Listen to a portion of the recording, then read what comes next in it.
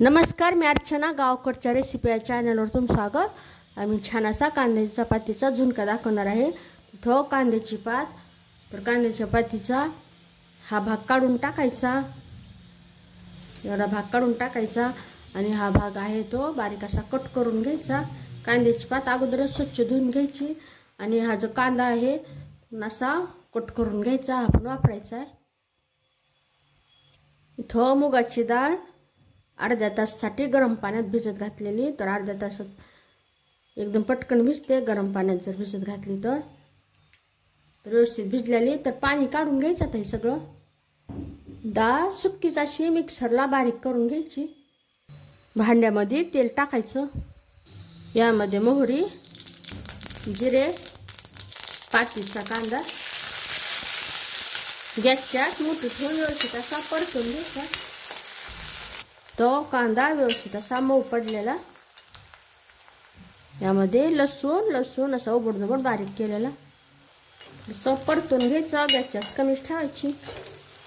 यामध्ये हळद, लाल मिरचीची पूड, लाल तिखट, यामध्ये कोणते खडे मसाले धने नाही, फक्त सुक्या लाल मिरच्या दळून आणलेल्या.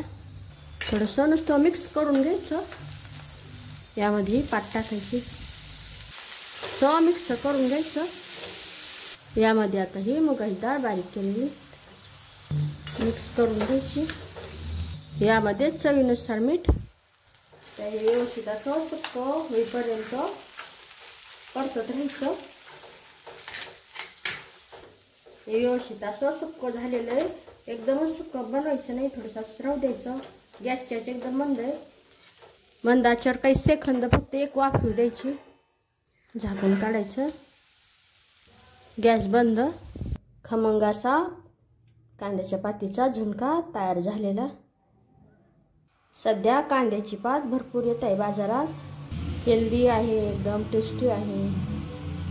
हा झुणका थंड झाल्यानंतर आणखी कोरडा पडतो, त्यामुळं जास्त कोरडं नाही बनवायचं, असंच राहू द्यायचं. म्हणजे नाहीतर मग जास्त कोरडं लागेल खाताना. नक्की बनवून पहा. रेसिपी आवडली तर चॅनलला सबस्क्राईब करा. चॅनलवरच्या बाकी रेसिपीजही आवडल्या तर त्यांनाही लाईक करा.